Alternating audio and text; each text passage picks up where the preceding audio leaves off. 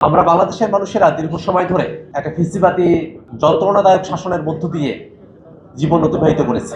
বাংলাদেশে এমন ধরনের একটা পরিবেশ তৈরি করা হয়েছিল যে বাংলাদেশে নির্বাচনের প্রয়োজন ছিল না, যে বাংলাদেশের সুশাসনের প্রয়োজন ছিল না, যে বাংলাদেশে কোনো জবাবদিহিতা ছিল না, যে বাংলাদেশটাকে লুটে পুটে অর্থ পাচার করে বাংলাদেশ রাষ্ট্রটিকে খাতের কিনারায় নিয়ে গিয়ে দাঁড় করানো হয়েছিল। আমাদের আন্দোলনের একই সাথে দুইটা উদ্দেশ্য ছিল। এক, আওয়ামী লীগের শাসন থেকে মুক্তি লাভ করা। দুই, আওয়ামী লীগ যে কায়দায় শাসন করেছে সেই কায়দার শাসন থেকে বাংলাদেশ রাষ্ট্রটিকে মুক্ত করা।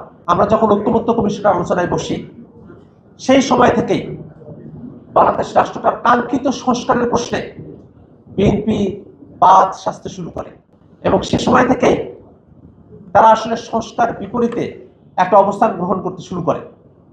তারা মুখে বলছে সংস্কার, কিন্তু তাদের কাজে করবে সংস্কারের পক্ষে তাদের অবস্থান ছিল না।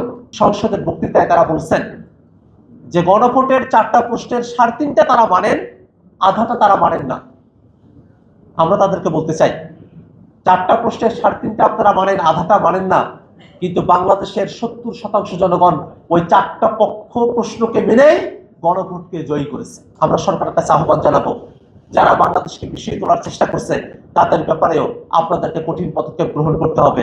পাশাপাশি শেখ হাসিনা সহ গণহত্যার যারা মদত দিয়েছে, যারা গণহত্যা সংঘটিত করেছে বাংলাদেশে, তাদেরকে যথোপযুক্তভাবে বিচারের আওতায় নিয়ে এসে এই বাংলাদেশে জুলাই গণহত্যাকারীদের শাস্তি অবশ্যই কার্যকর করতে হবে।